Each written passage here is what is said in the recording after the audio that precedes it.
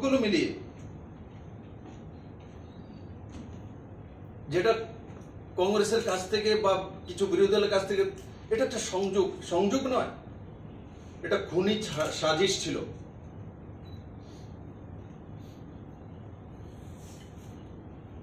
আচানক হয়নি, এটা আয়োজিত ছিল।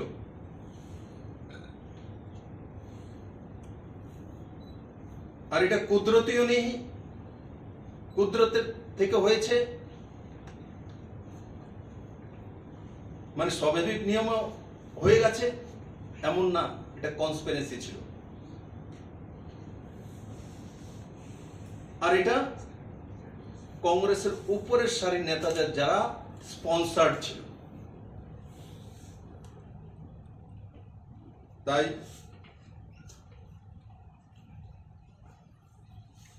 আমরা তার ঘোর নিন্দা জানাই।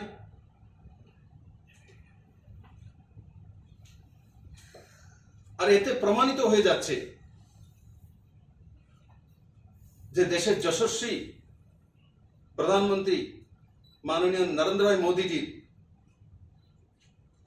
জীবন সুরক্ষা নিয়ে সেদিন পাঞ্জাবের কংগ্রেস সরকার সুপরিকল্পিতভাবে খালিস্তানি উগ্রবাদীদের সঙ্গে নিয়ে মাননীয় প্রধানমন্ত্রীজির জীবন বিপন্ন করার জন্য রাজনৈতিক ষড়যন্ত্র করা হয়েছিল।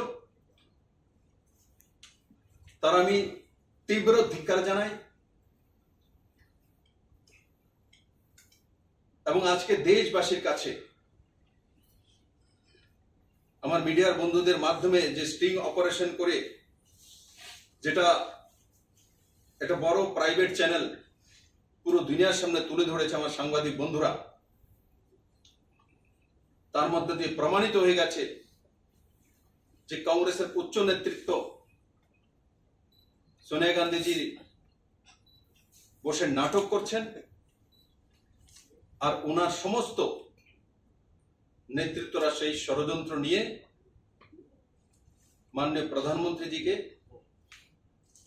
পাঞ্জাবে ওনার জীবন বিপন্ন করার জন্য সুনিয়োজিতভাবে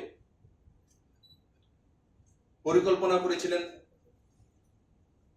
কিন্তু 130 কোটি ভারতবাসীর আশীর্বাদের কারণে মাননীয় প্রধানমন্ত্রীজি জীবন রক্ষা করে সেখান থেকে ফিরে এসছেন।